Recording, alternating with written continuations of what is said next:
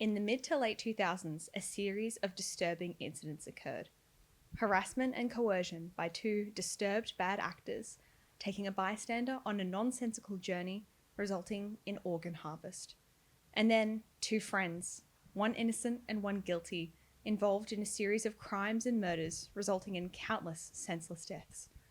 Yet, like many criminals we've seen, both were celebrated and adored by internet fans, repeating their manifestos. Charlie. Carl. Welcome to Rewind Time. This episode, we're covering FilmCow, the creator of Charlie the Unicorn and Llamas with Hats. Yeah, it's rewind time.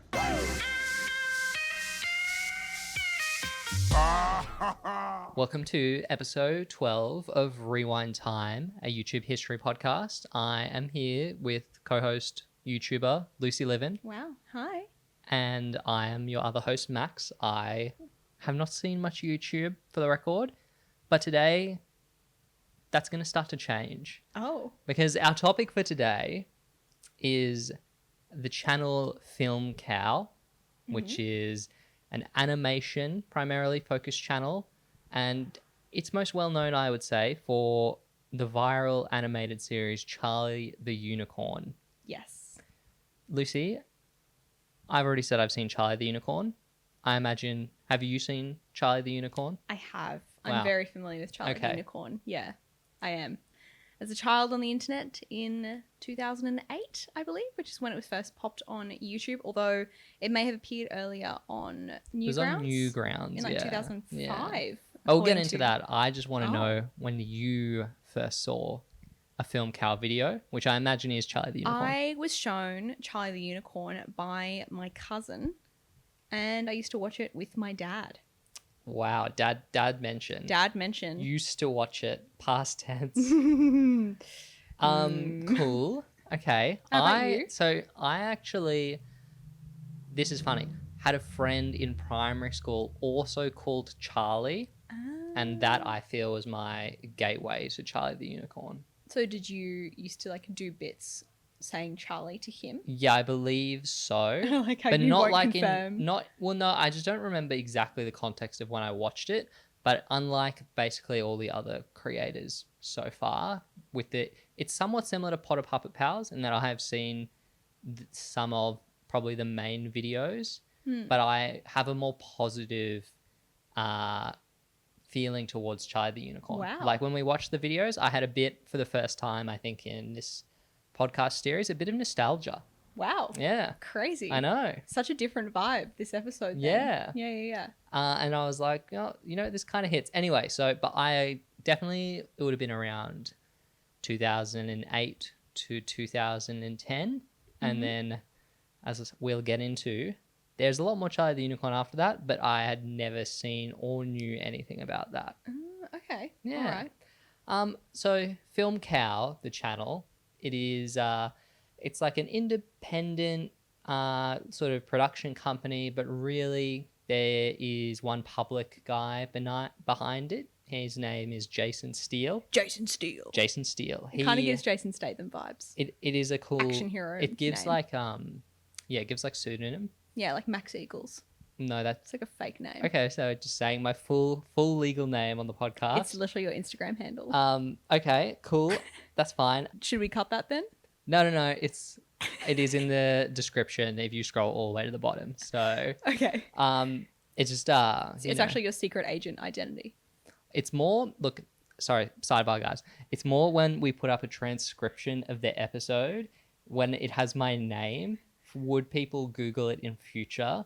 It's more sticky that it comes to things like this. But Okay. my digital footprint already, I think, is suffered damage as a result of this project. But FilmCow. So Jason is posting on originally, much like Smosh, his own sort of website. And it's called, let me find it. I had it up. It's called Stalling. Should I play some music?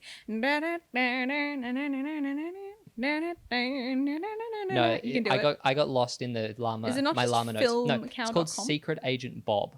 Oh, Yeah. yeah, that does ring a bell. And then that starts getting posted on Newgrounds, which we talked about in Neil the Cicierega Neil episode. Cicierega. It's Yeah. very actually similar vibes to Neil Cicierega. Yes, I was thinking Yeah. that as we were kind of watching through some of the other work. Yeah. Mm. But Newgrounds, obviously, like we talked about in the Neil episode, a lot of early Flash animation and Brody other sort of Quest. creative posting sort of grew from that community. And it was not until 2008 that FilmCow stuff, I believe, was posted on YouTube. Not by Jason, by someone else, but it was the Charlie the Unicorn video. And that, of course, became a viral hit. It may have been. No, I was trying to figure out if I've seen it earlier than 2008, but I think it was 2008. I know because of the timeline of when I was still in contact with my dad. But yeah, so this is actually crazy how much work it used to be. And still, obviously, animation is very intensive. But he drew the animation using Photoshop.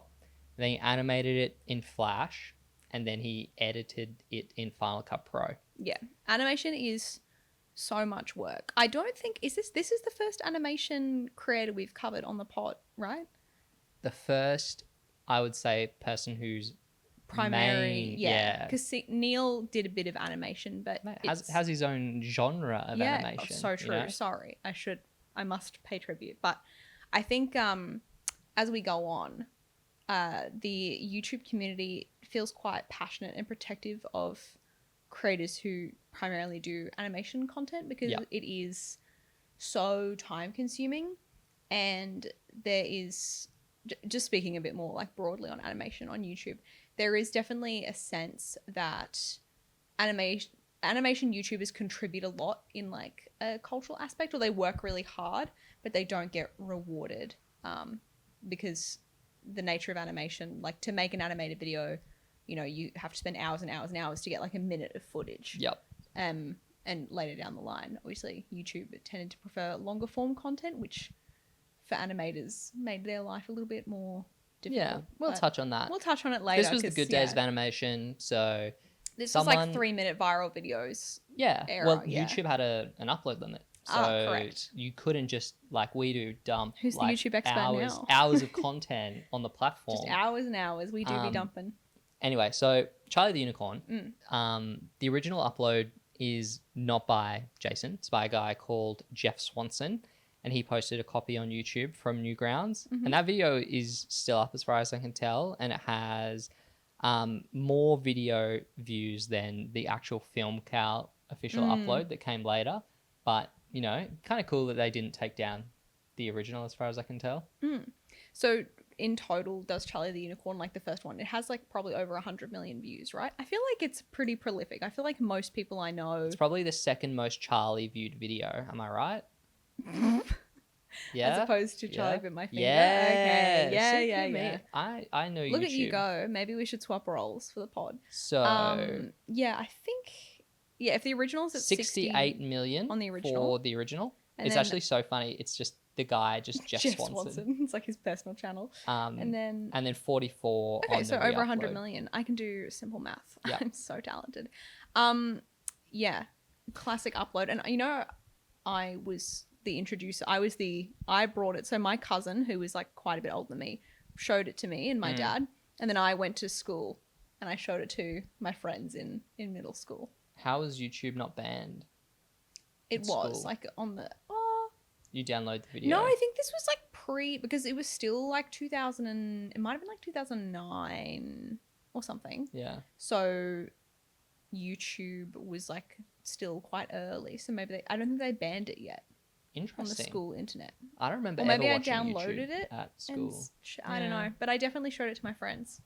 So We should, for people who, for whatever reason, are not familiar with Charlie the Unicorn. Yeah. And the video is only, 5 minutes long? Explain so what it you is. could just watch it. Yeah. But in lieu of that, we'll will do a give, full reenactment. We'll give a little... Well, when we were watching it, you knew it, line by line. Yeah. Which I was surprised by. I don't know how you're surprised by this. It's never at really this come point. up that you were, such a fan of I Charlie the don't think Unicorn. I'm such a fan. I think I just have good memory for early media that I consumed. Like It's not like now. You know, it's not like these days when you're on TikTok and you're scrolling and watching like, 100 videos in a single session. Yeah. You have like the one video that you're into for like a week. Yes. So So for anyone that's unaware, Charlie is a unicorn, and he is like a crotchety type. I would say his character basis. He's grumpy. Yeah, he's a little grumpy. a complainer. Like he's depressed basically. A bit of an Eeyore type guy. Hey, let's not armchair like diagnose Charlie. Like a pre-BoJack Horseman, Yeah, if you true. will. And he goes on adventures which are at the behest of two unnamed unicorn characters. Yes. They're pink and blue. Yeah. I kind of always thought it was purple. And blue. But Jason said it was blue, so I guess it's blue. Okay. It's purple to me. It's like a lilac, if anyone cares. And do you want to do your Charlie voice? Like the unicorn when voice? they say it, yeah. Charlie. Yeah. Charlie. Something that comes up, I think, a lot in these FilmCow animations is someone repeating a name, like the repetition of a name. Yeah, true. Because we have that in Llamas with Hats as Which well, we'll touch a lot. on. Mm-hmm. Yeah. But the first Charlie the Unicorn and all of them that follow, bar the finale, which we'll get to, but all of them follow a formula where Charlie goes on this adventure and he eventually reaches the final destination of the adventure, and a character performs a song. It's a musical number. Yes. Yeah. And typically the character explodes and then Charlie is covered in blood, and there's normally a gag at the end. Like in the original Charlie the Unicorn, Spoilers. he has his kidney stolen. Yeah. So Yeah. there's a few things that I think we should talk about. So let's just hit, I think, mainline Charlie the Unicorn entries. Yeah. And then we'll talk a bit about what FilmCow, the rest of the channel, sort of looks like. And then we should probably do Llamas with Hats. Yeah. Which is, the Wow. other notable series, I Giving think. structure. It's But giving topic statement. it's giving Yeah. yeah. In today's essay, I will. When we put the first Charlie the Unicorn on, I feel like we were both having a giggle. We were both enjoying it quite a bit. You had a giggle. Okay. Just me then. I reacted minimally. I'm sure no one's really surprised. But I did, when the second one came on, I was like, oh yeah, this is my favorite for a reason. But we should talk about number one, Candy Mountain. Did you like the Candy Mountain song? I kind of forgot the Candy Mountain song in lieu of some of the more iconic musical numbers in the series. But I do. My favorite part of the first one is the Leopleurodon, when they come which across is like a giant, like it's like a dinosaur whale prehistoric thing. animal thing. It's like the thing that eats the girl in Jurassic World. Please don't talk about that. I'll include a clip. No, don't include a clip. Still. Every time I think about that, okay, this is a sidebar. I'm like extremely disturbed by that one clip from Jurassic World where the hot girl from Merlin, who is now like a babysitter to Chris Pratt's ex-girlfriend's children, question mark, is like thrown around. Is it Bryce Dallas House's no. I can't Whatever, remember. they're It doesn't random matter. children, and then this woman is looking after them, and then she is like yeeted around by dinosaurs before she's eaten by like the I actually, sorry, it like makes me nauseous. It's like so disturbed, and it's so totally different from the rest of the movie. Anyway, back to Charlie the Unicorn, the Leopleurodon. This just does so play into like early internet, just like it's kind of like random XD, but I think it has aged well, where they just come across, because everything is animated in this very cartoony like style, but the Leopleurodon is like a little bit more, I would say, like it's more like photo, like what's the word? It's like photorealistic artwork from a textbook. Yeah. That he's cut out in Photoshop. And Charlie just being like, what the hell is that? And they're like, a Leopleurodon, Charlie, a magical Leopleurodon. I clearly have spent a lot of time on my pink and purple or pink and blue unicorn impression. I hope everyone's really impressed listening at home. It was good. Yeah, it was good. Thank you. I was kind of like, after, and we've watched a lot of music in the 11 episodes that preceded this, and I was kind of struck by how much I liked the Candy Mountain song, because I was like, oh wow, there's like lyrics here that are building towards a larger narrative, and there's music which is like consistent with the tone and things that are happening on screen. Wow. I was like, oh, it's like basically we're back with like someone who feels like they have like a holistic artistic vision. You know what I'm saying? I do know what you're saying. Yeah. It's very good. So that was cool. And that carries through into the second one, which I think the second one might be my favorite. Charlie the Unicorn 2. I think it does. It starts off with the unicorns. So Charlie's had his kidney stolen, and now it seems in the second one he is recovering. Just hanging out. He's sitting on like a little cup and he's watching TV, and you hear the two unicorns float down from the sky, and they go glub glub glub glub, and they're wearing like little flippers and snorkel masks. It's like so nonsensical. I also need to say I'm obsessed with the way the pink and blue unicorns move, where they do the frame rate, they flip in a way which I can't really illustrate, and I'm sorry to our audio listeners. So it's like the animation is, briefly the style is basically, if you're familiar with sort of a flash animation of the time, you have a 2D backdrop, you have 2D characters in front of the backdrop, so, foreground, background. Yeah, Let's and go. then they shuffle along, kind of like Mario, along from left to right, But when the unicorns will move, they will flip like they're like a piece of paper, but they don't maintain. They have no 3D presence. It's also like they flip. He skips. Like he could put more. Wow. Sorry, I'm blowing up here. Wow, you're blowing up. Guys, Too you might popular. not know this, but there was an election.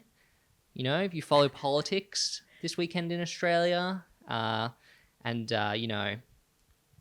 was a good result. No spoilers, but quite happy with how it went. Sorry. Yeah, it was a nice result. It was. Let's just say the unicorn I backed was a winner. Oh, we love the power of preferential voting. But no, the thing about the unicorns, it's like they skip frames. Like he clearly can put more frames in, but he chooses to have them flip in like 3. I don't know how to. Yeah. It's like, well, they're not. So like and a complete layman's thing is like YouTube videos typically like 25 to 30 frames a second, but animation isn't animated like on the one, from what I understand, because that would take so much. That would take so much work. Yeah, not his flash animations. They're not. No. So yeah, they can animate some characters faster than others. It's more that you can tell he makes them walk very smoothly, but when they flip, it's like really like chunky and not smooth. I'm not using the right words here, but as you can tell, I am not visually artistically talented. In another timeline, animation would remain the YouTube meta. And we would be here with 20 years of YouTube animation history, and we'd be like experts on the subject matter. It just tickles me, like when they flip or they like go up into the air and they kind of like oscillate. Yeah, it's so funny. The plot of this one, Charlie has to, and guys, honestly, there are some people very much into FilmCow lore. Yeah, we're not that. No, it is for us a vibes-based piece. Yeah, like peacefully. It's a setup for jokes. It's cool that it's there.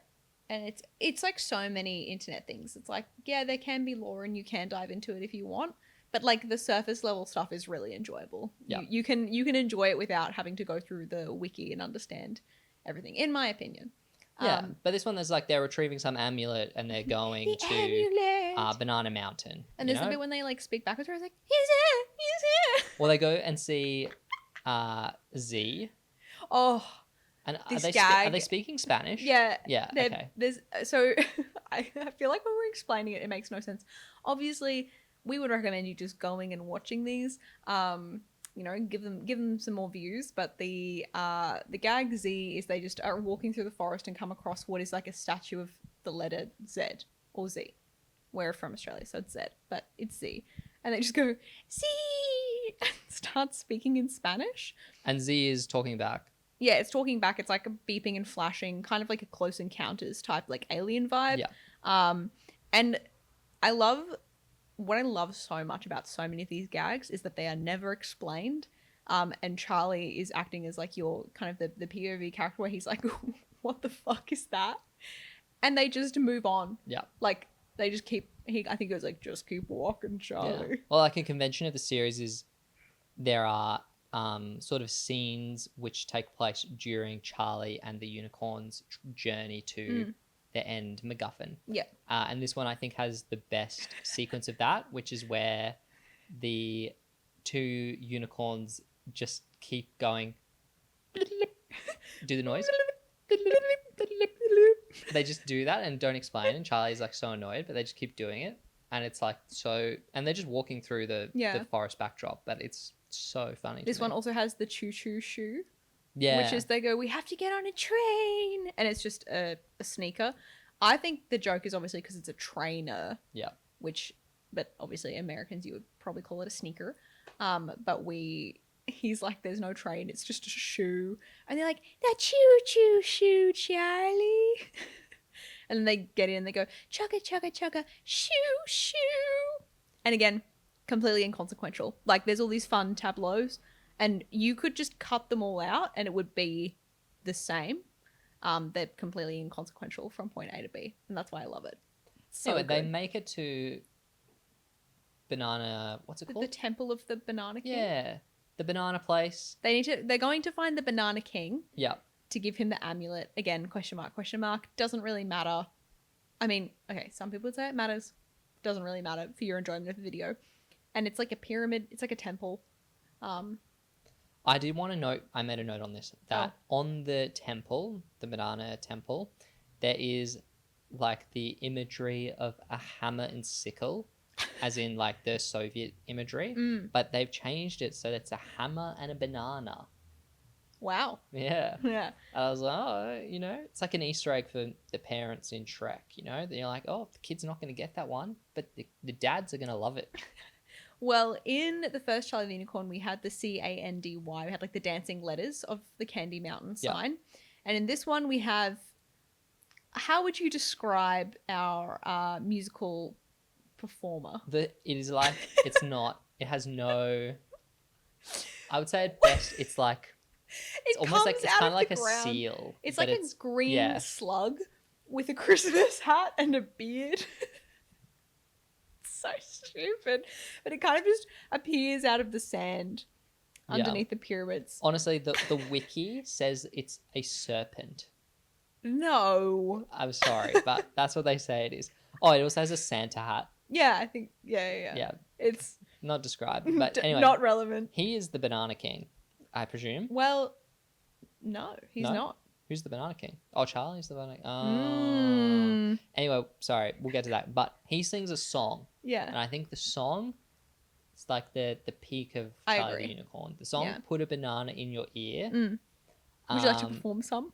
I can only do the Charlie bits, I think. Oh, sorry, okay, yeah. Put a banana in your ear. A banana in my ear? Okay, that's enough. Yeah, good.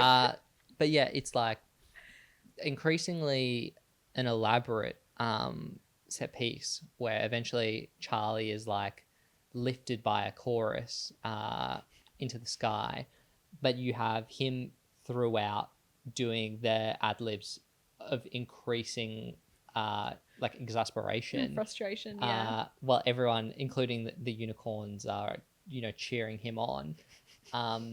And I just think the song's really catchy. Yeah. Put a banana in your ear. There's a key change. Goes crazy. So good. Yeah. It's a banger. I think we've actually sung it around the house prior to this episode. Like, in the course of our relationship, I think you have sung Put a Banana in Your Ear. Because I don't want to expose you like this, but you're a big banana guy. You love bananas. Monkey. Yeah, I don't think... it's been a while. But when I was watching this one particularly, I think it was the thing I had the most recollection of. Okay. Which is kind of cool. But yeah, so Charlie, he goes in the sky, he becomes the Banana King, and then, plot stuff happens, end of episode. What's the twist at the end of this one? They rob him. Oh yeah. They rob his like TV. They steal a his TV little setup house. from the beginning. Yeah. This one released 2008, just for the timeline focused Among Us. And 1 year later... Among Us. 1 year later, we have Charlie the Unicorn 3. Do you have any recollection of watching this at the time? Because I do not. Oh, you do? This is the one with the starfishes love you. That one, the when they go into the ocean. Yeah. Which is funny because the previous one starts with them being in the ocean, but they don't go to the ocean. And this one, they do go to the ocean. Yeah, the unicorns come back from the future allegedly. They have time machines, and We're they from say, the future, Charlie. like a Terminator. They're like, Charlie, we need you. And then they do a few, journey gags. I just didn't really feel much about this. Bar, ring, ring, hello. Yeah, ring, ring, hello. Ring, ring, hello. hello. Because it's another thing that's just would be think very annoying. But I want to deploy it. I feel Sounds like fun. I am going to make a bold claim. I believe that was my dad's ringtone for a period of time. Really? Yeah. That's Told crazy. you I watched it with my dad. His ringtone actually used to be the ringtone from the movie Crank. I don't know what that is. Is I it know Crank? the movie, but what's the ringtone? No, the one with Jason Statham. Yeah, Not yeah. Jason Steele. But what's the ringtone? It's like the dying phone. It's like the... Oh. Like, it's like a phone ringing, but it sounds like it's dying, like the battery's dying. Anyway, I have that as a memory. That is, If you ever want to go on a wiki hole, look at the directors of Crank. They have an insane filmography. We should watch Crank 2. I think I've seen it. I I've haven't. definitely seen Crank 1. Crank, we watched it together. It was crazy. Oh. Yeah, crazy times. Wait, isn't there like a bit where he just like has sex and Yeah, on the race course. race course? Maybe you haven't seen it. There's I one watched in it by like myself. Chinatown where he just has sex, right? It's in San Fran? Or no, it's in LA. Anyway, wrong Jason. That's Jason Statham. We're talking about Jason Steele, FilmCow.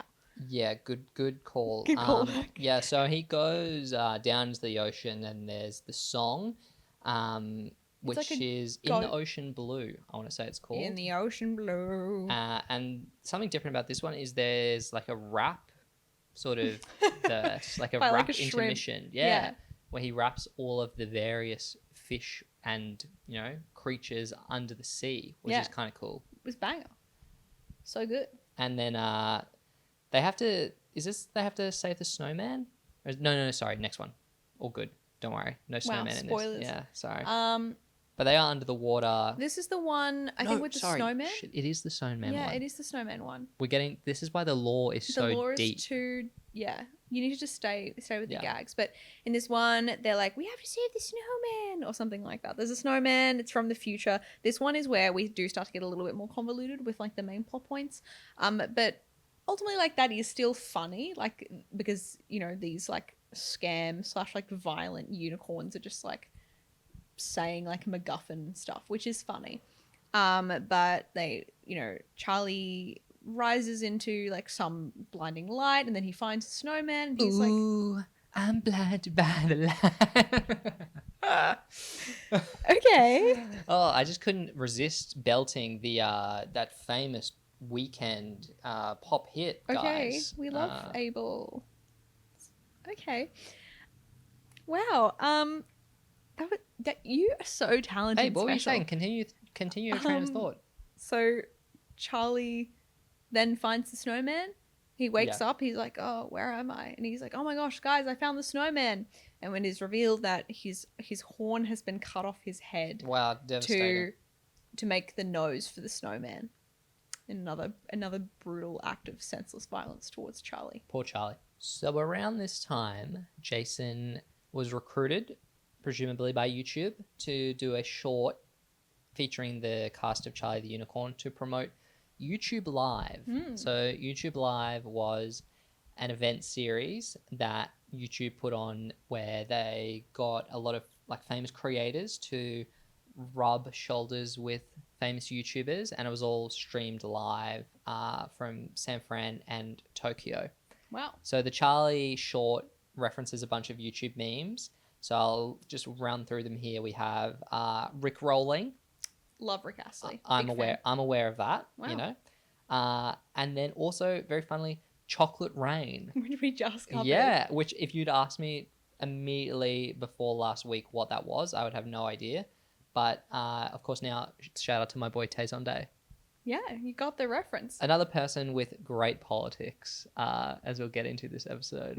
Yeah, true. But yeah, so YouTube Live short, and then YouTube Live the event. Katy Perry comes out and she's like, "Welcome to the first annual YouTube Live." Teenage Dream era, Katie. Yeah, early first, not good album, but first album. Sorry, the She Kissed a Lifetimes Girl. tour is She Kissed a Girl. so on my mind. But anyway, so Katy Perry is like, we're doing this annual event. Never held again. One and done. One and done. Yeah. That's so sad. I would be like levitating if I got to a YouTube Live. That would be like that. This is my dream event. You should say who else was at the event, because it's literally like what I would give to go back in time and be at this event. Okay, so Katy Perry. will.i.am from the Black Eyed Peas. Will It Blend? Yep.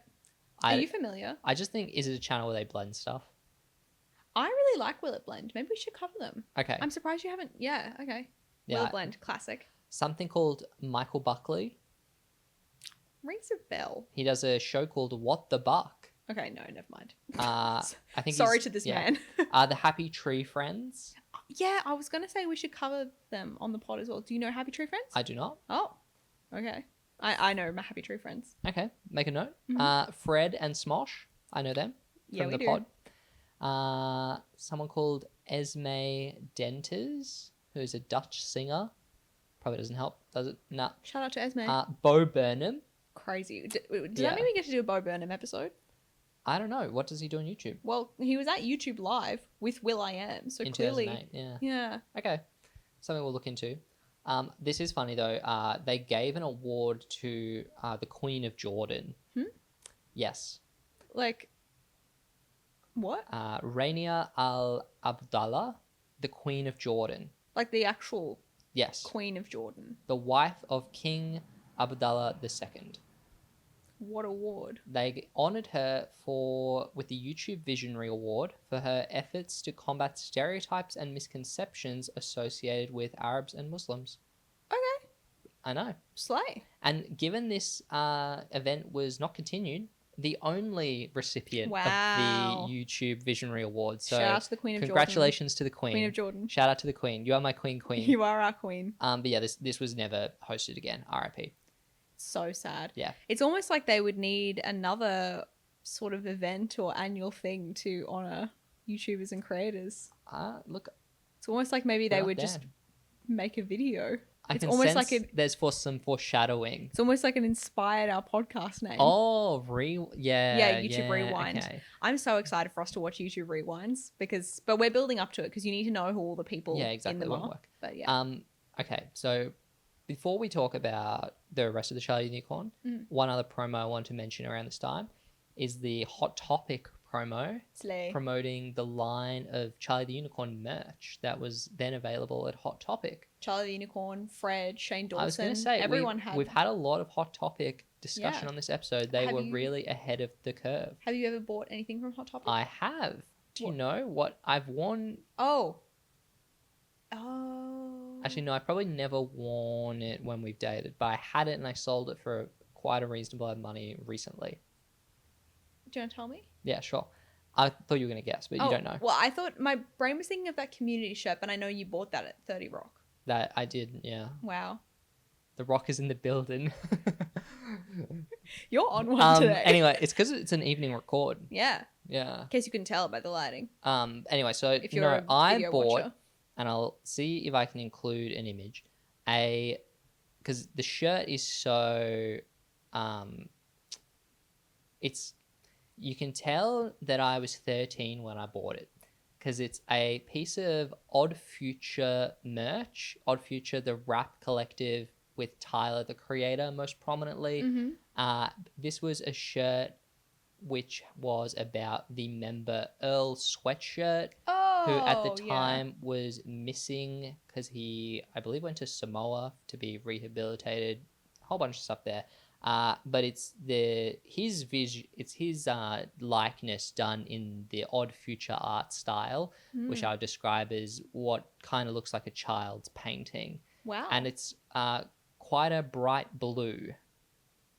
Wow, that's quite a a sophisticated Hot Topic purchase, I feel. Yeah, I mean, I did it because I was a 12 or 13-year-old Mm-hmm. teen in America, and naturally, you know, Seems underground rap music is not pretty a cool. huge thing here in Australia, certainly not in Brisbane. That's very cool. And so I got that pickup, and I sold it fairly recently for more than I bought it for. So pretty Wow. good pickup, you know? Yeah, But yeah, that's my Hot Topic story. Did you have anything from Hot Topic? I did. What did you have? I bought 2 t-shirts from Hot Topic when I went to America Okay. for the first time. Can we get a year about? Ooh. Might have been like 2012. Okay, that's basically when I was there. Yeah, wow. We were connected even then before we knew each other. Of course. Do you want to know what I bought? I think I know. Isn't it Nyan Cat? I bought a Nyan Cat Oh, t-shirt. Nyan Cat. Sorry, guys. Nyan Cat. Which it was just a blue t-shirt with like Nyan Cat on it. Wow. But I also bought another t-shirt which was of Pinkie Pie from the My Little Pony Friendship is Magic reboot. Wow. Because I was a brony. Okay. Well, this store has so much range, you know? Yeah. What other store has underground sort of new wave hip hop stuff and My Little Pony? Maybe it says something about us. Anyway. That's why together, you know, we have like all these spheres of culture covered. Pinky I and the don't know Brain anything are about a couple. Nyan Cat. You don't? I just know it's the. Well, is there more than that video? Okay, we'll have to. Sure, okay. We have to park it there for now. All There's right. too much to get into. There's Yeah. certainly more to get into with My Little Pony. Okay, Banger. right. Briefly, let's sidetrack and talk about as a whole. I think Charlie Te Unicron, which is the parody series of Charlie the Unicorn that Jason starts. That I think, both found really funny. Well, No?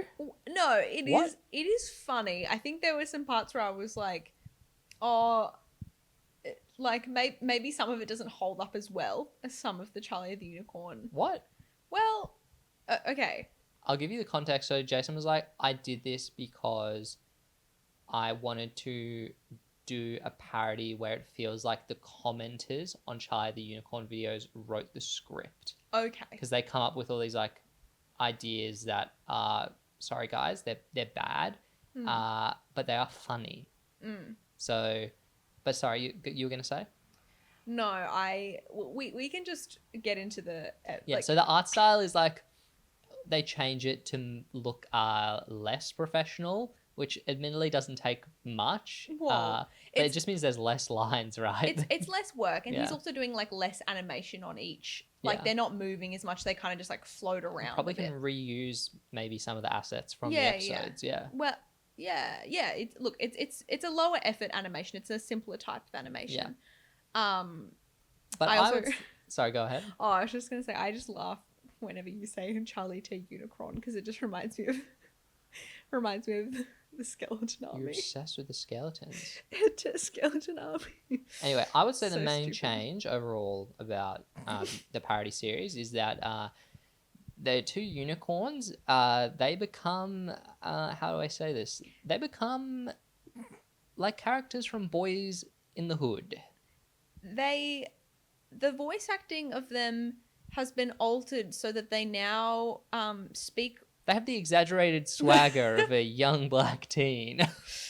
You just to be clear for anyone listening, that Max is referencing a weird. I think they know. These guys know. Well, not. Well, They can Google the term. Yeah. Okay, but they have like we were sitting watching it and I was like, are the unicorns doing AAVE? It's probably the best way to They are. describe it. And in the second series, so the second episode in the series, that's made explicitly clear because they go on like a drug turf war vendetta against the banana lord it's from like a Charlie the GTA. Unicorn 2. It's like a GTA script. It's very. And they're fully like shooting people with guns. Yeah, which is why, okay, I wasn't sure if I was like, is this being done in like jest or is this being done like because of the time of the internet?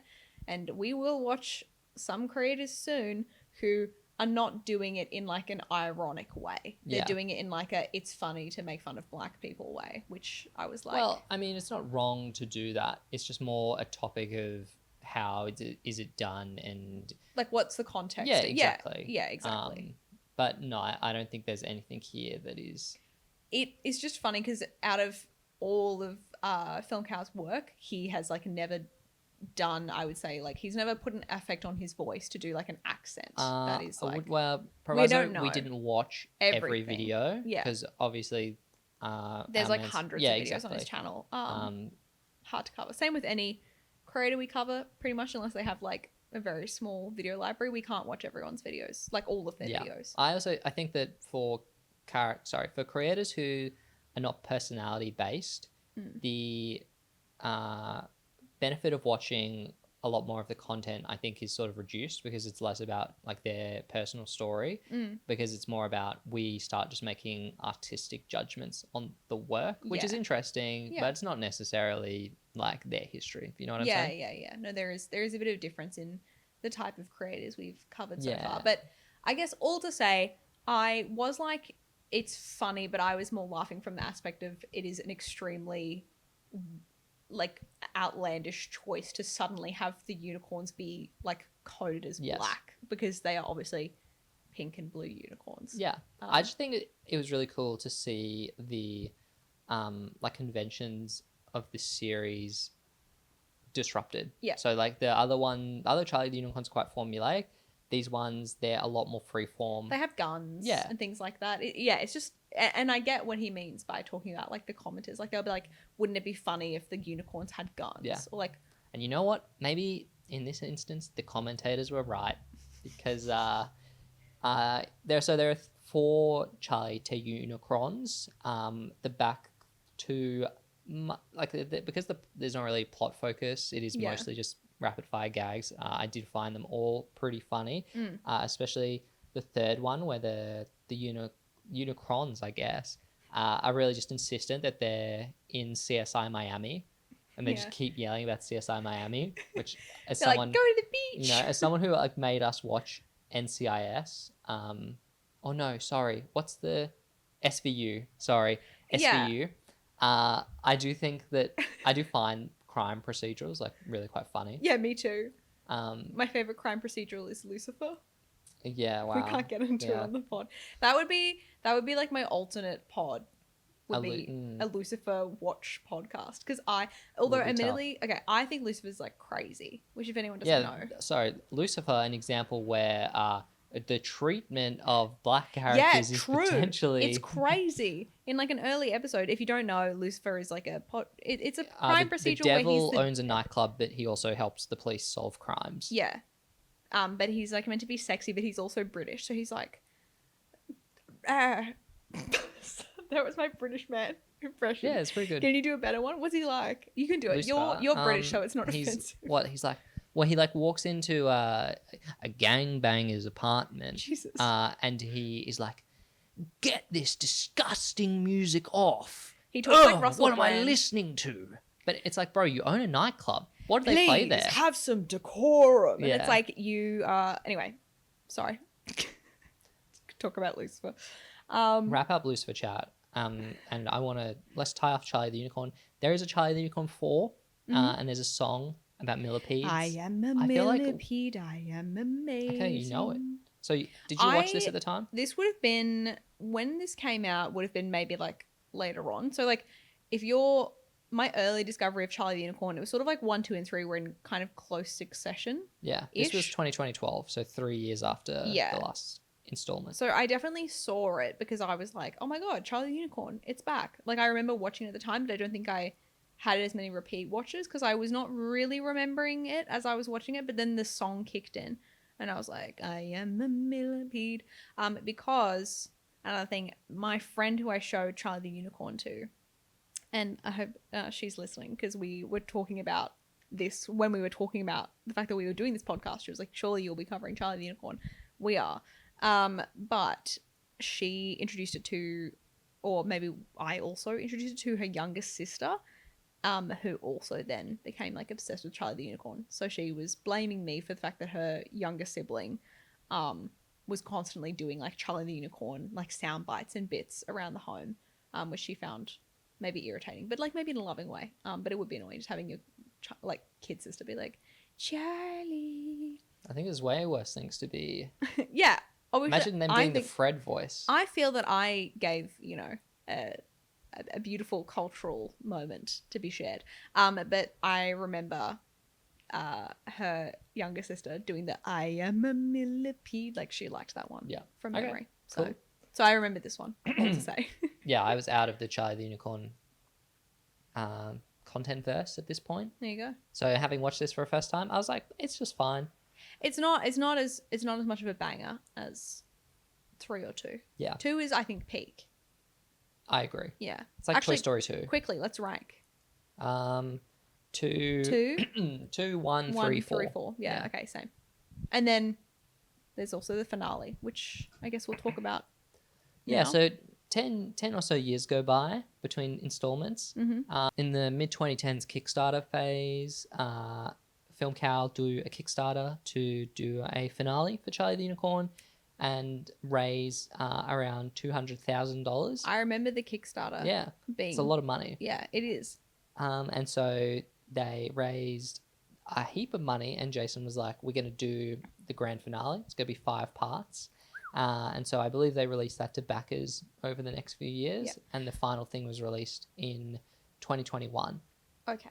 I do want to say, by the way, it is a lot of money, but to my understanding, it is just him with maybe some contractors or freelancers helping him. I'm not entirely sure, but like it is a lot of work to make these videos. 100%. So I'm not, sorry, I just want to make that so clear that I'm not saying that creators don't deserve to be paid for their work, but it was more that I was like, wow, yeah, it was a very successful Kickstarter for a Charlie the Unicorn finale. So the finale itself is about 40 minutes long, and I'm not going to lie. We watched it for the first time today, both of us. I hadn't seen it. Yeah, a tough watch.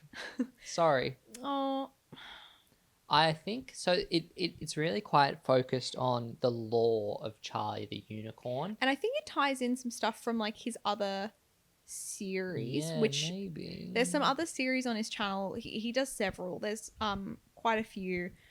We picked out like a couple things to watch, which we'll talk about, but there are some other other series that have like multiple seasons.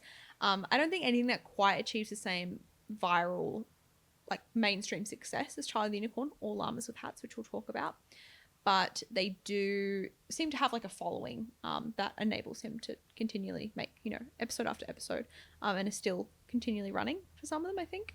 So I think that's what I think. I'm not 100% sure. It kind of gives, we spend a lot of time with characters who aren't Charlie or the blue and pink unicorns. They don't actually do much. Yeah. At all. They're not really in it that much. We spend a lot of time with some other characters who are like, how would you describe it? They're like Nyx is like there's a twist where one of the plots is actually occurring 10,000 years before Charlie's plot.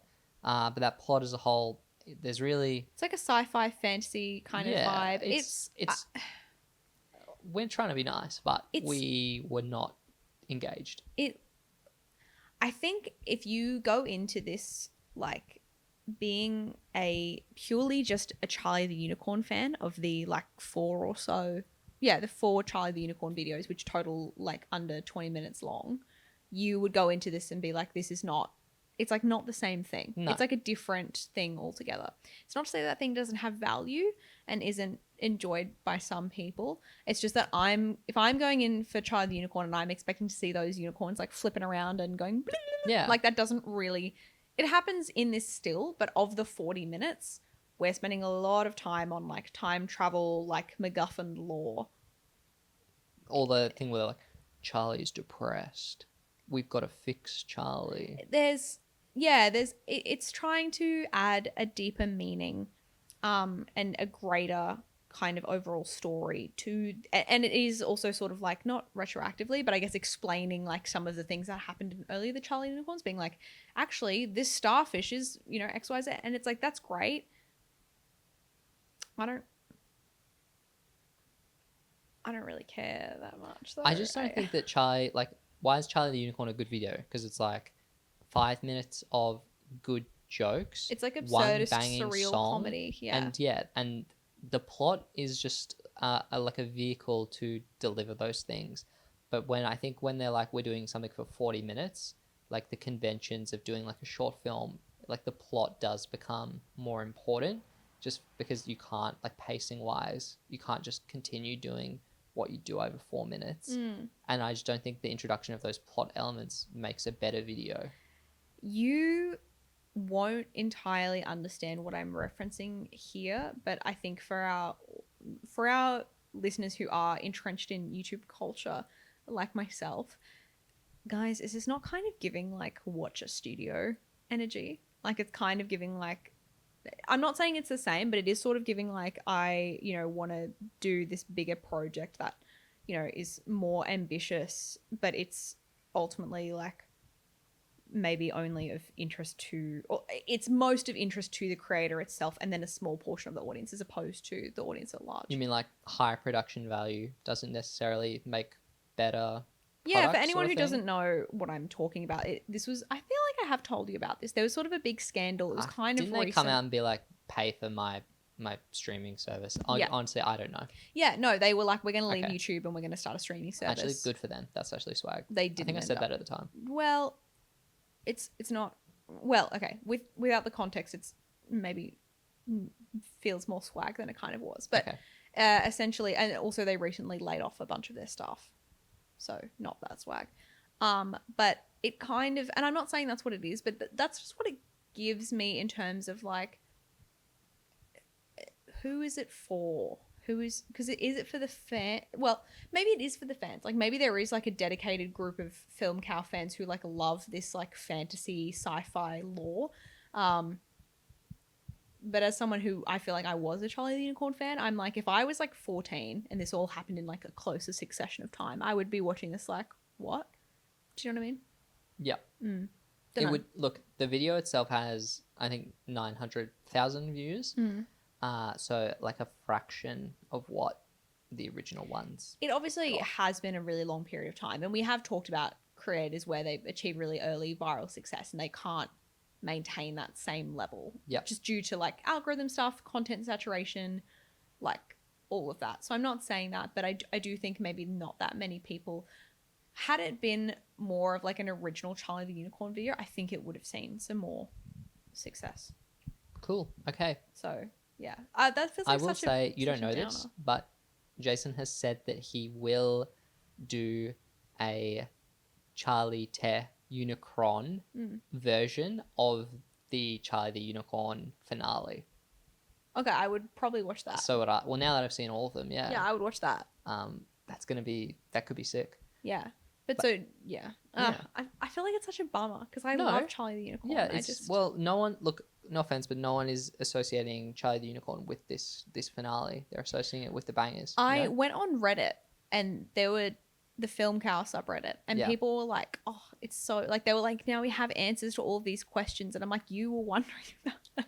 No, I'm not. I just was genuinely like, okay. So, like, for them, they're really happy to know. And so that, I mean, they're the people that paid $200,000 to make this. So I hope they're happy. I hope they're happy. That's the thing. As long as it, not every creative project does actually need to serve a mass audience. No. I was just a bit like, I think I did say something like, what if we just clipped out the bits that just have Charlie and the unicorns?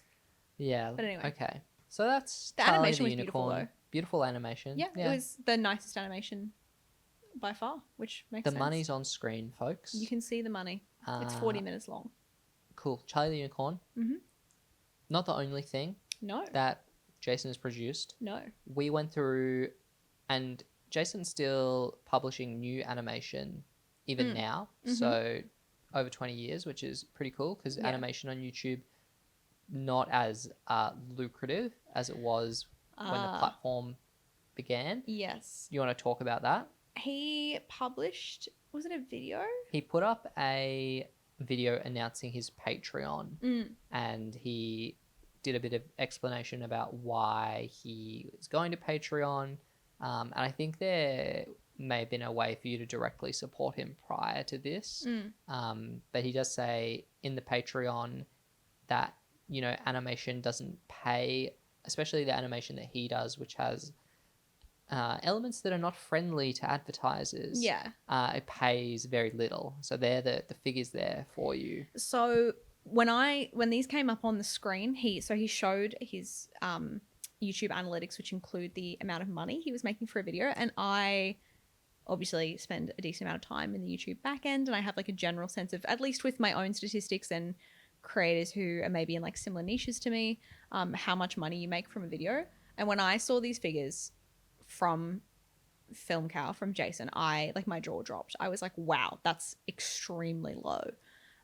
So for one of his videos, which is about a minute and a half long, because again, animation, it's very difficult. I believe it was Sonic the Hedgehog. Yeah, so it's like a Sonic the Hedgehog parody. So it'd been up.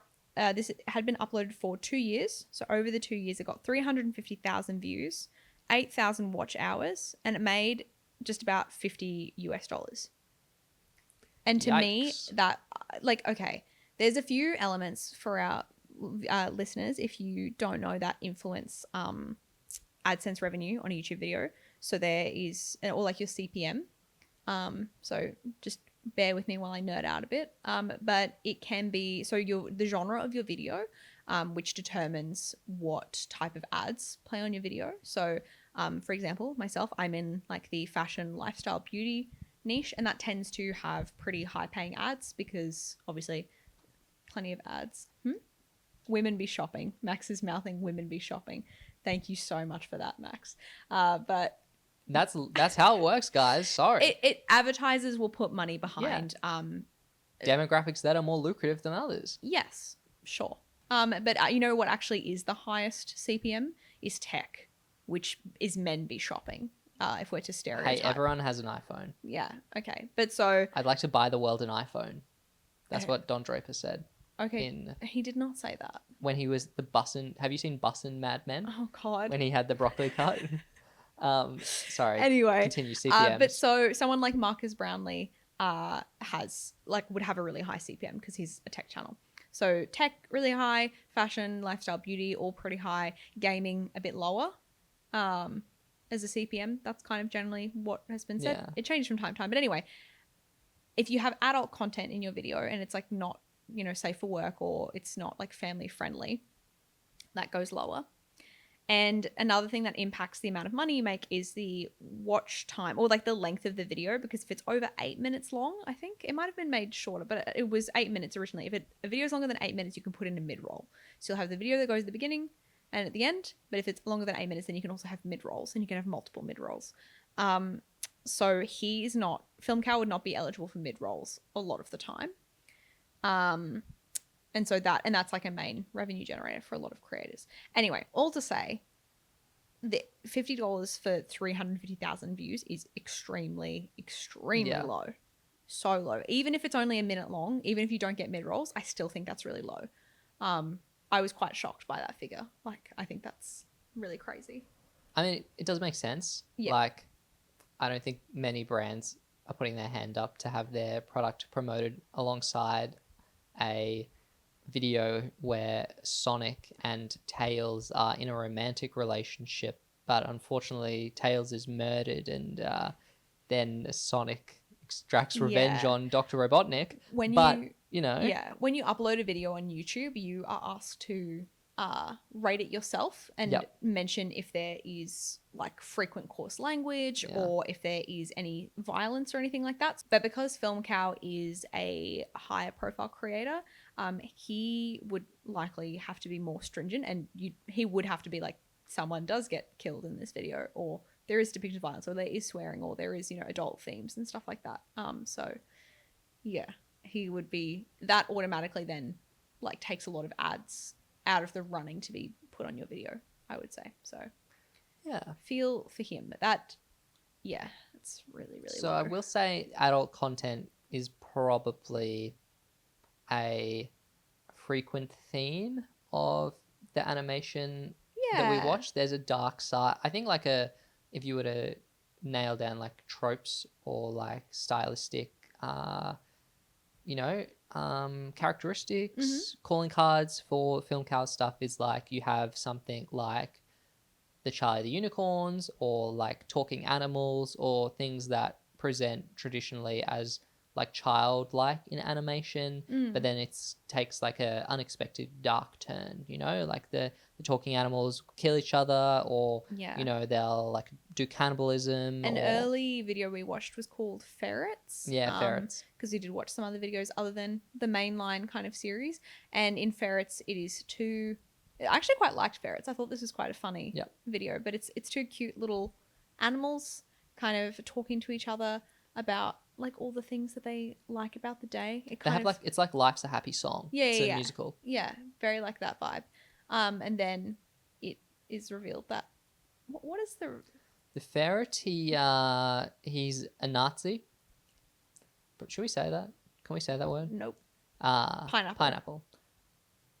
The ferret is a member of the National Socialist Movement and supports the selective breeding of humans to promote, in some view, better humans, and he participates in violent acts. We're saying this in a very roundabout way because we realized that we couldn't just say what what the ferret says that they are.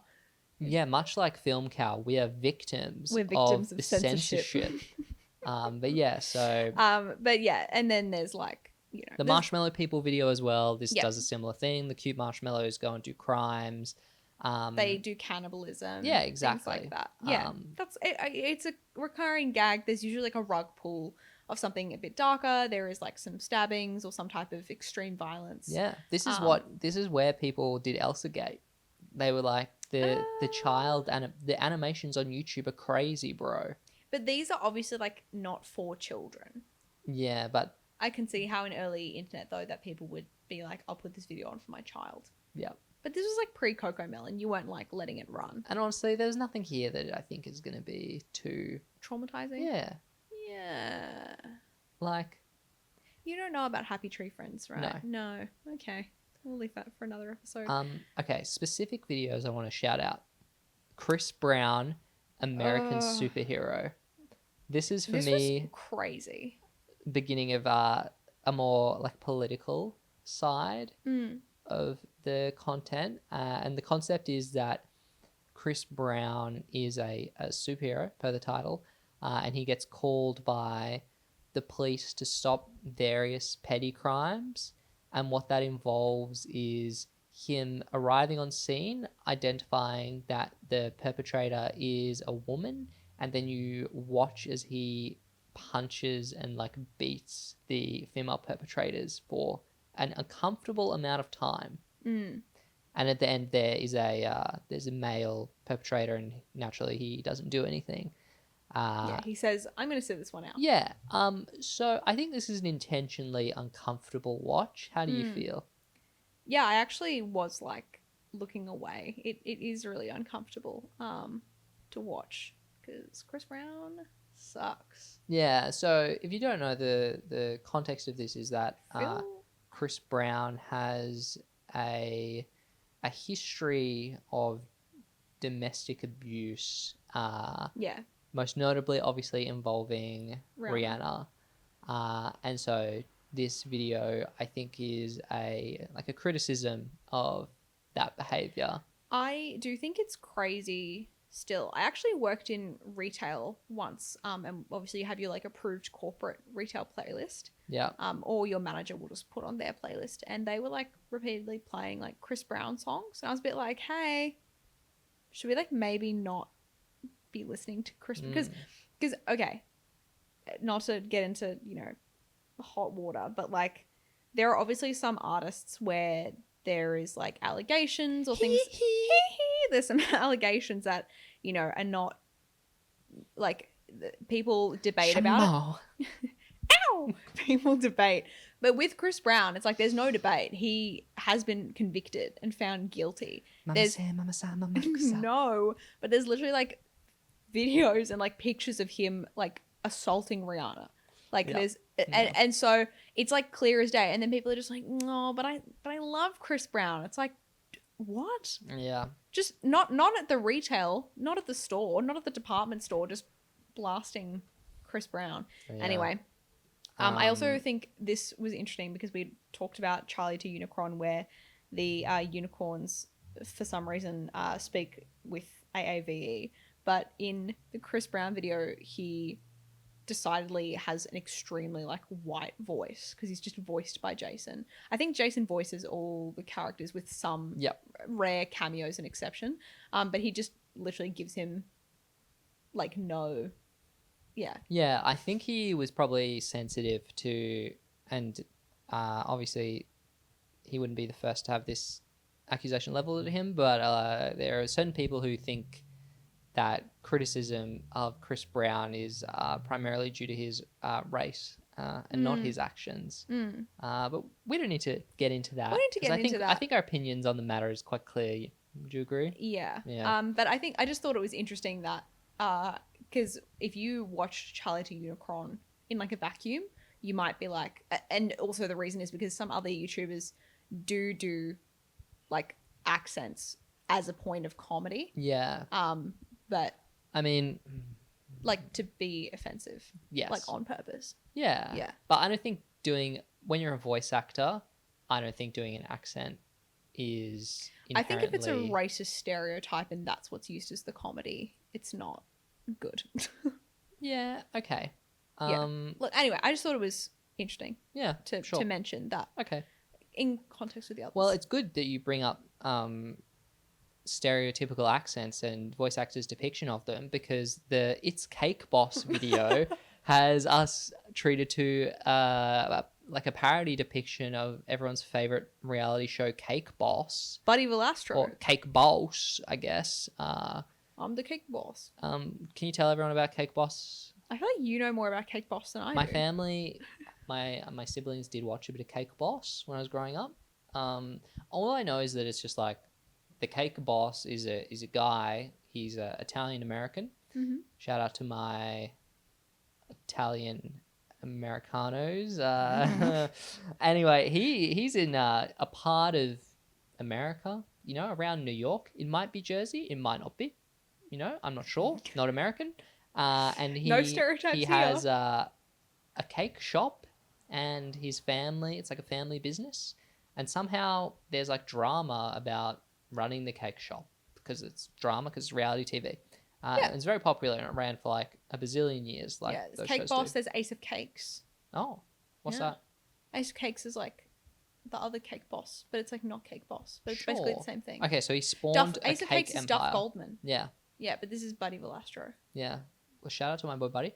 But yeah, this video is played pretty straight. It's just making fun of the concept of a reality show where, the drama is primarily we just need to make Interpersonal. cakes. Yeah, I was obsessed with the depiction of like how, because it's like a cake of the week kind Yeah. of format. There's usually like one main cake in each episode and then maybe a couple other cakes, but there's like one big cake they're working on. Yeah. And it was like, the concept of this video was like, I'm making a cake for a guy's birthday where he's going to like his fishing home. And so I thought I'd surprise him with a cake that looks like his fishing home. And I'm like, Yeah. that's exactly what it's like every time where they're like, what if we just made a cake that looked like the thing that they like? Yeah, it's it's like, extremely funny. the client is a firefighter. Cool, we're gonna make a cake which looks like a fire engine. And we're going to put a little guy in it who looks The like guy's- him Yeah, the fighting guy's a like fire. 40 years old. It's like, why does he want I'm a obsessed- personalized No, cake? I love a personalized cake. I think it's great. But I also laughed a lot because they referenced the fact that the Cake Boss always it's like not usually mostly made out of cake. It's mostly made out of Rice Krispies covered in fondant. Are you aware Oh. of this? I'm a I wasn't baker, sure so- the cake authenticity meta. of this claim in the video. No, is that what it is? That is exactly what happens in the so. In order to do these like sculpted cakes, to do them with cake is really difficult because cake is like soft, and then Yeah. you're putting fondant on, which is heavy. So for structure, a lot of the time with these cakes, they are mostly made of Rice Krispie treats, which is just what those are. It's Yeah, like Rice Krispies LCMs. with marshmallow on them, so they're like hard.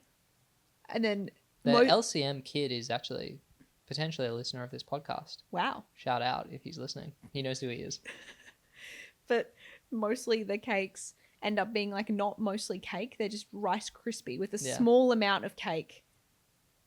So if it was like a house, like the whole thing would be made of Rice Krispie, then maybe just like one floor of the house would be cake, Okay. so that it's easy, because then you're just doing like sculpting with like a clay-like substance, but it's Rice Krispies. And it's sorry, maybe it's just funny to me because I'm into baking.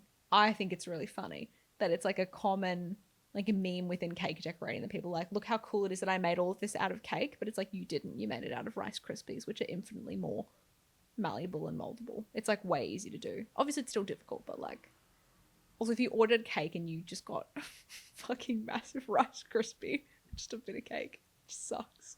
It's so funny. Tastes like shit. Fondant tastes like ass. But aren't these people just doing it for the photo anyway? I have limited sympathy. Okay, I think it's funny. It's Yeah, like a okay. funny. Okay, it's funny.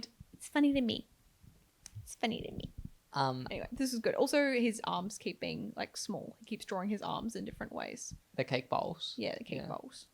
Cake bowls.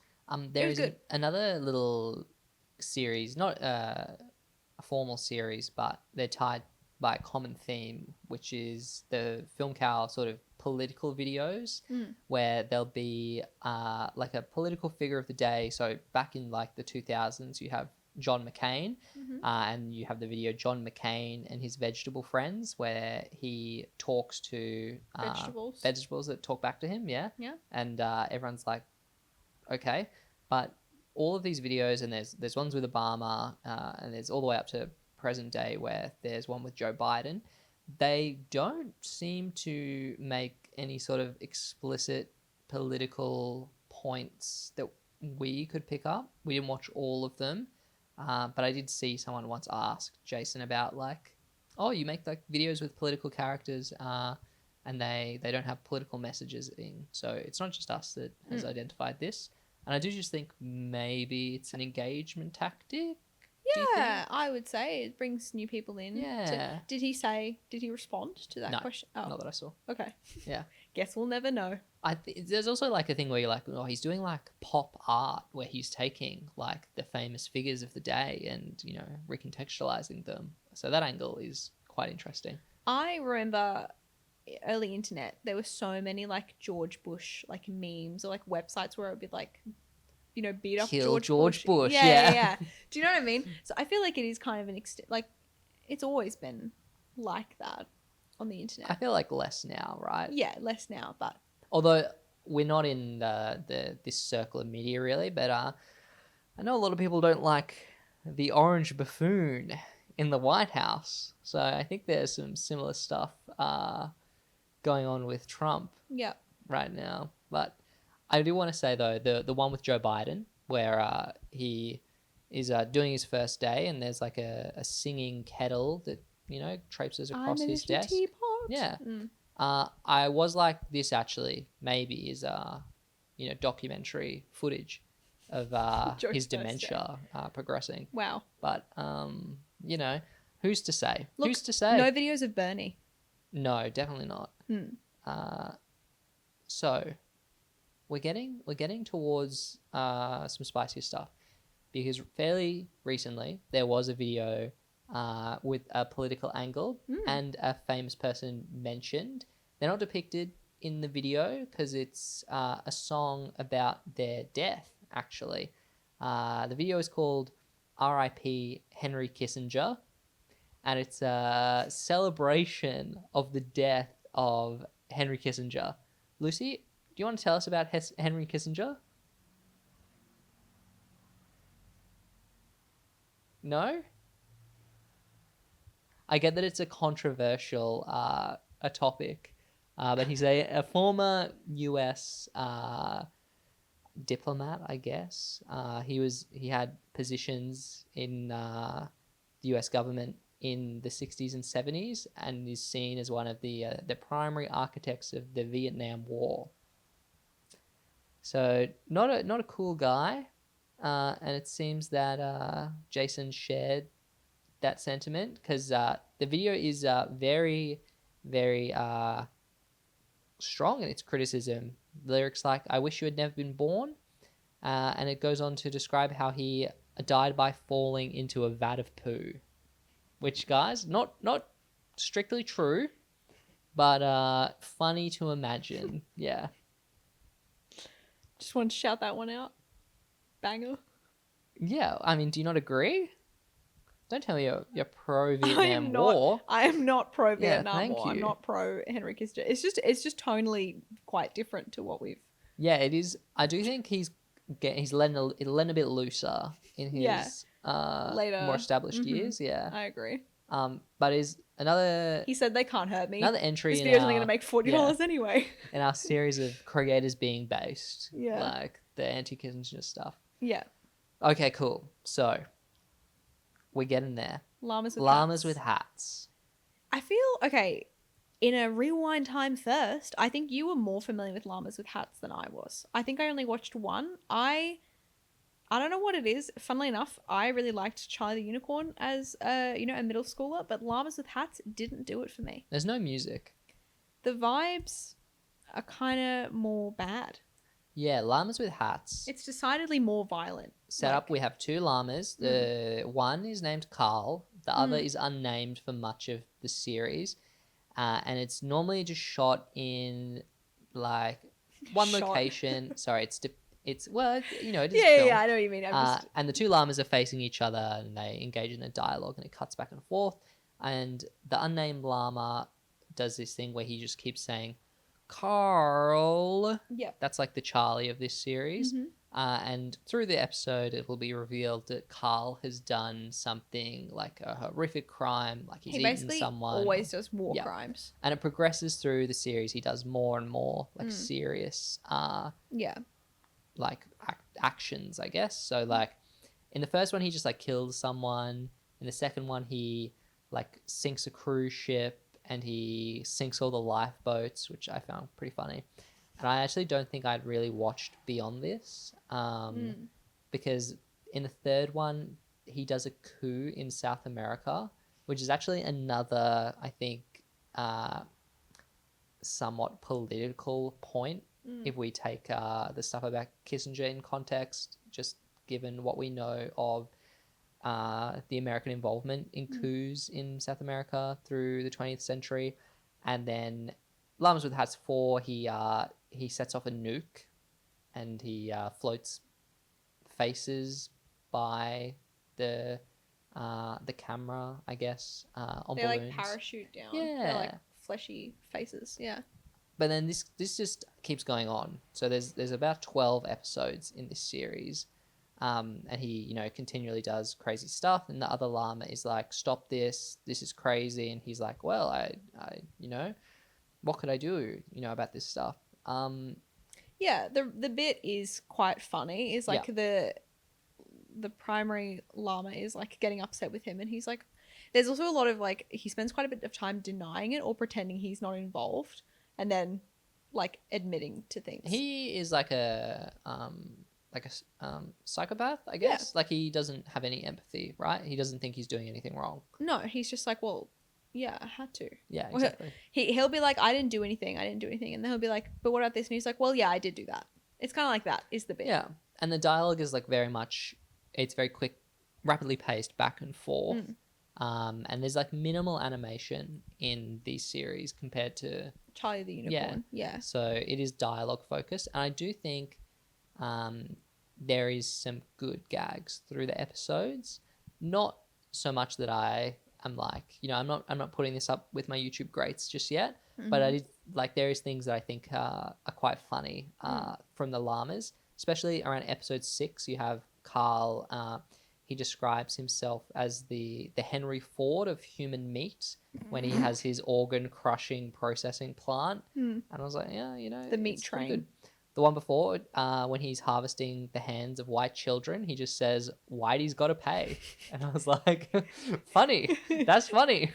Yeah, I do giggle at that too. But the series, it does take a more like somber, direction, because eventually we learn the other llama, his name is Paul. He doesn't want to see Carl anymore, given his crimes.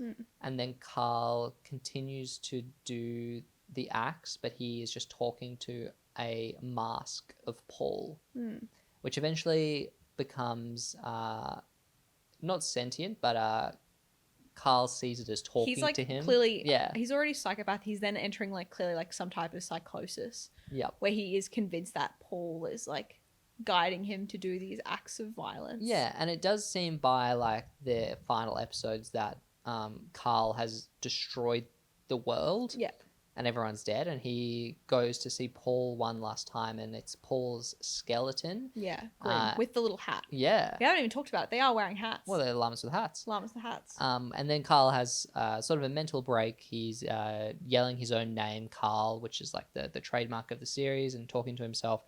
And it appears that he takes a little jump Yes. off a bridge into the water. Well, his fate is revealed in later episodes, but to casual viewers, yes, it does seem like it is the end for Carl. Yeah, it's very grim. Anyway, we then, some years later, have, similar to Charlie the Unicorn, a Kickstarter for a final episode of Llamas with Hats. Because I think people were like, wow, that was a depressing ending. And they're like, well, we can do it again. This Kickstarter made another $250,000 around, which is pretty good.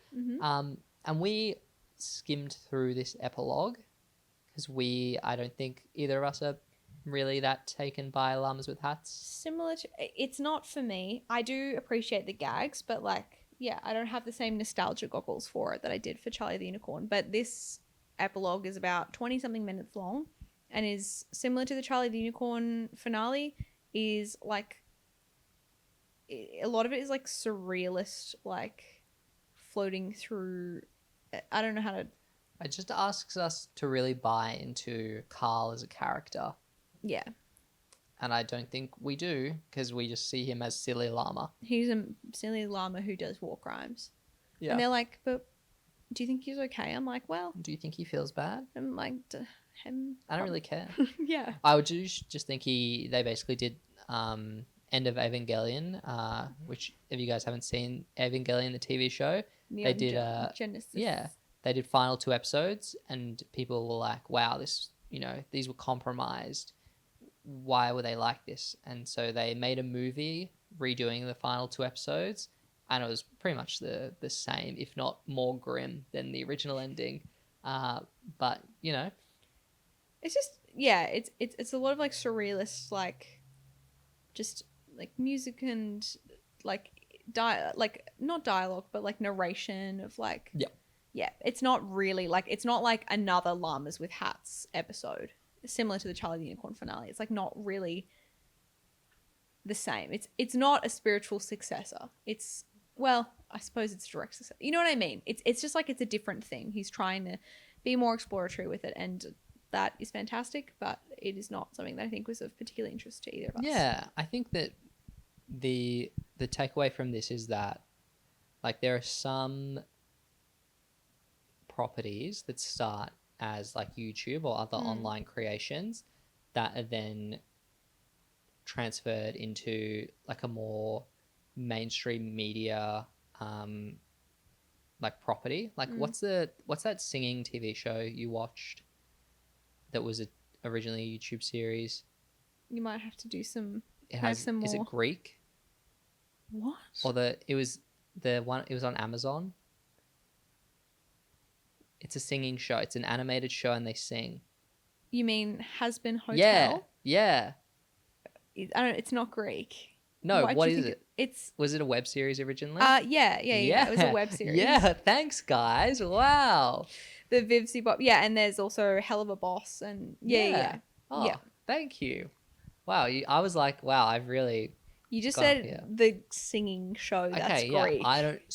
I don't know anything about it. I was like, you mean the animated one where they're like demons and stuff? But yeah, they're literally like from the underworld. You didn't say that. No, but like you said okay. But you know what I mean. So like sure. They did changes to that, right, to make it like a quote unquote real TV show.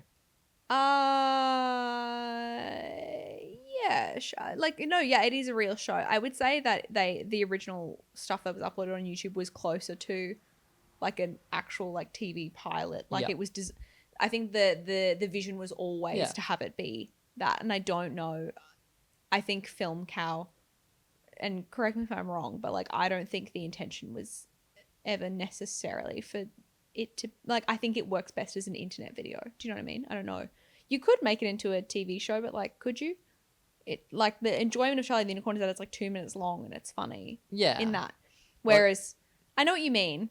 What I'm saying is there's a version of this big finale. There's a Charlie the Unicorn movie that potentially makes sense, but this is not what I think that is. Yeah, I know what you mean. There are some things where they can go on to have another life in like mainstream media or can be successfully transferred, but I don't think this is not an example. I can't imagine like a studio exec seeing the Charlie and the Unicorn finale or the Llamas with Hats epilogue and being like, yeah, let's put this on Prime. No, unlike Monsieur Beast, where his YouTube formula was adapted for Amazon Prime, and we got a great competition reality TV show about it. So good. But yeah, I know what you mean. Or like Nathan Fielder, someone who has done YouTube stuff early. There we go. Yeah. There are examples where it can be translated or adapted and changed. I don't know if these can be, but I think that's part of the charm. I kind of like that they are, for the internet and for that type of culture. But I think in trying to make like 20, 30, 40-minute long versions of things, I'm like, it almost doesn't work that way because it was never designed to be anything longer than a 2 to 5 minute long internet video full of gags. But yeah. So there is one last video that we watched, which is called Justice, and it's different to a lot of the other stuff we have spoken about because this is a personal essay about an experience in Jason's own life. It's about a time that he was a juror on a drug trafficking case, and it talks about, and it's depicted through animation, so it's much like the other stuff on the channel. It is an animated video, but it's just the subject matter obviously, and the animation style is different. It's not like cartoony, and he's not telling jokes because it's like a personal essay. It's serious. But he talks about how he was on a drug trafficking case, and he talks about the evidence that's presented and how it is quite poor, and he imagines that he'll say that the accused is not guilty, but he's actually the person that's been picked as like the fill-in juror, the alternate. Yeah, so he doesn't actually sit and deliberate. He gets sent home, and then the court calls him and is like, yeah, the jury found the guy guilty. It's really good. I would recommend people to go watch it because it's told really quite emotively and well. Yeah, it is. Yeah, it's really interesting how well it's done. I think it's like it's almost like when we would watch stuff in the Neil Cicierega episode, and he would switch between like genres and forms of expression, and was like proficient, like multifaceted in that way, because there's nothing that I could see that was much like this on the channel. But this was if they were like, they sat me down at university and intro to legal ethics and were like, what do you think of this video? I'd be like, yeah, wow, that's really good to start discussion about the merits of the jury trial. And also just like the American legal system and how they treat certain charges and how they, the prosecution are bringing a case with extremely limited amounts of evidence. It is really beautifully told. I think the depiction, like the animation and all the work, it's quite emotive. Really totally different from everything else on his channel, but really good. And if he made more videos like that, I would definitely watch them. Obviously this one is like a unique, like personal anecdote, but I think is an example of where, it may not be something that gets as much acclaim for him, but I feel like you can tell from that he's a creative or an artist because that's like who he is. Yep. Do you know what I mean? Like he knew that putting that video up like probably wouldn't make him money or be particularly successful. I don't know, but like he made it because he wanted to make it. I think that, and like if you look at the channel now, we actually for the first time I think in this series tuned into a live stream from the person we're covering. He was live as we were watching, and Justin just like retro video game streaming. Mhm. So he was playing something on the Sega Saturn, which console before my time. So that's how old that is. But I think he has obviously been doing online content for more than 20 years now, and there's still, I don't think, any sign of him you know doing like a TV show or some sort of mainstream thing. So I imagine that Yeah. hopefully he has figured out a way to make this viable with his audience through a combination of like Patreon and Yeah, live contributions. Yeah, streaming from and the things live like that. It stream. makes sense. Like, this is another example where I feel it does so make sense for a creator to be a live streamer, because the type of content they make is so time consuming. Yep. That live streaming a few days a week is a great way to stay in touch with your audience, but also make money. From your built-in audience, or your core audience. Which, how many do we see? How many subscribers? I they think have? he has about 1 million. Yeah. Okay. So similar to Neil. Similar to Taze on Day. So true. Yeah. All these artists and creators. All these OG at the 1 million Yeah. mark. The thing is like there's just so many more viewers now. Like if you were a popular channel back then, you may be like more vital to the history of YouTube in that sense. But because now, YouTube has hundreds of millions, if not billions of users, like every Tom, Dick and Harry has 2 million subscribers, it seems. And that one day will hopefully be us. Yeah. Because I saw those ad revenues from Jason's channel today, and I wouldn't turn my nose up at $50 No. for that much work. That seems super fair. All right, you conflicted out. What do you think of the legacy of FilmCow, Jason's animations, Charlie the Unicorn?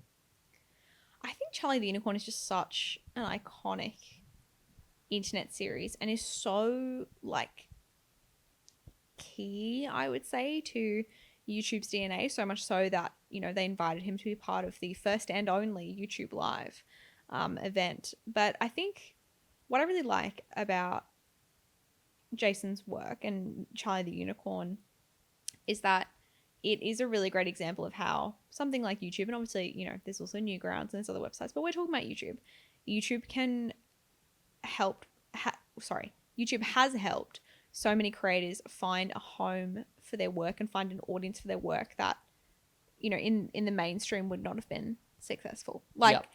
If Jason was like, I'm going to pitch this to like Adult Swim, the only thing I would say is like maybe Adult Swim, is it's kind of Adult Swim coded. Does give Rick and Morty at some point. Yeah, it does. I'm sure it was like an influence. I wouldn't be surprised. But it is, what's wonderful about YouTube is it can be a platform for creators to broadcast themselves and their work without all of the, censorship and constraints of mainstream media or like mainstream networks. Yeah. So I just think it's wonderful that. Where do you so rank popular. Charlie the Unicorn as one of the most recognizable YouTube original characters? Pretty 'Cause high. I can't really. I'm obviously not a big YouTuber, so I can't say who competes, but I know who Charlie the Unicorn is. Yeah, I think, and that's why we were covering it, because it's obviously so. It is, again, an early example of something from YouTube like breaking out into the mainstream. And this again was like, I didn't have a YouTube account. I wasn't like logged in and subscribing to things, but I was going onto YouTube to show people Charlie the Unicorn. Very similar to how I was going onto YouTube to show people Potter Pup Pals. So yeah. Also, the fact that it's an original IP, he would have been getting a cut from those Hot Topic sales that Potter Puppet Pals much more difficult to do. Yeah, exactly. So true. Which so true. Kind of smart. Yeah, no, you're right. It is original IP. Will we, however, will it be dethroned by our love for the annoying orange? The annoying orange we've seen so far, I don't mind him. No, Seems funny. You must be lying. The Fred and I Justine stuff, it was a kind of No. a nice to see him The tell a joke. orange. Yeah, in those videos. Anyway, that's for a future episode. What do you feel about the legacy of FilmCow and Charlie the Unicorn and even the Llamas and I'm Hats? pretty positive overall on this channel. Yeah, I enjoyed much of what we watched. I've obviously been a bit haven't been super positive regarding like the longer form epilogues that were produced in recent years, but they're sort of final chapters, epilogues. They're often not very good. It's much easier to write the beginning of a story than the end of one. So outside of that, like I think there is a pretty good hit rate on this channel. Like if you watch a video, there's normally at least a funny gag or concept, and given how short a lot of these are, it's a pretty good hit rate. And I really like most of the music. Yeah. It's like Do to you be feel- able to do animation and comedy and voice acting and music all at this level is like, it's super impressive. Do you feel similar? I feel like I'm trying not to compare the two, but I feel, given your review, do you feel similarly about FilmCow to how you feel about Neil Cicierega in that episode? No, I think that Neil, generally the videos are better. Oh. And there's a wider spectrum of content that I enjoyed. So Well, yeah. okay, but still no, impressive. yeah, exactly. You No, there is appreciate- similarities. Like they came up at the same time. Yeah. They're similar ages. Neil is like more something you would personally enjoy, Yeah. but you acknowledge that. Yeah, because I think it's so impressive. Jason does all the music, all the animation. Like, yeah, as you Yeah. said, it's so There's impressive. even some live action stuff that we didn't talk about, but we did watch. It just was not something that we thought was super interesting. But yeah, the spectrum is he does do. He has an extended range of skills, and the content reflects that. Yeah, no, 100%. And favorite video, I feel like we both will say at the same time. 1, 2, 3. Charlie the Unicorn 2. Yeah. Wow. There you go. Fun. Lucy, that's it for this episode of Rewind Time. What are you subscribing to this week? Ooh. I am subscribing to what I had for brunch, which was grilled chicken burrito from Guzman y Gomez. Wow. Shout out to Guzman and Gomez. Thank you for sponsoring this episode of Rewind Time. No, I haven't been a Guzman girly historically, but I woke up this morning and I said, I'm going to make history. No. I woke up this morning and I said, I would like to have a chicken burrito. And I did that. Okay. And I did just that. Yeah. I rate Guzman and Gomez. Okay. Yeah. So I'm a fan broadly. Mhm. Actually, for some of our international listeners, GYG coming my to gosh. overseas territories very soon, given it's now Yeah. a public company. Oh, have you invested? You got stocks in GYG? Oh, I do not think GYG is a good investment. There's some free advice. But We're not a financial advice podcast. correct. Yeah. Sorry. But yeah, no, I am not actively invested in GYG. Okay. What are you subscribing to this week, Max? This week, I am subscribing to. This is a good one. Indiana Jones and the Great Circle. Wow. Yeah, which is a fairly recently released Indiana Jones adventure game that I'm playing on Xbox Game Pass. And it's sort of like set between Raiders of the Lost Ark and Temple of Doom. Mhm. And it's, you're running around the Vatican solving mysteries. You're running around Conclave. the pyramids, going in Timely. tombs. And it's just been a sort of good, classic single player game experience. Filling that uncharted hole. Yeah, well, we don't get a lot of big budget single player stuff these days. No, we don't. No, because, unlike the YouTube creator economy, not a great time to be a video game developer. So it's good to appreciate the games that we do get. And so, yeah, that's what I'm subscribing to this week. Yippee! Okay, so we will be back next week with another episode of Rewind Time. Thank you for listening. If you have any comments, please feel free to leave them in the comments section of the YouTube video. And if you've been listening to the podcast and you haven't yet subscribed, what are you doing? Just hit the subscribe button. We talk about the importance of YouTube creators and, you know, building that subscriber base. And hey, why not? You've made it all the way to the end. You're hearing the ending bit. Do us a kindness. Wow, thank you for that call to action. Okay, that's it for Rewind Time. We'll see you next week. Bye.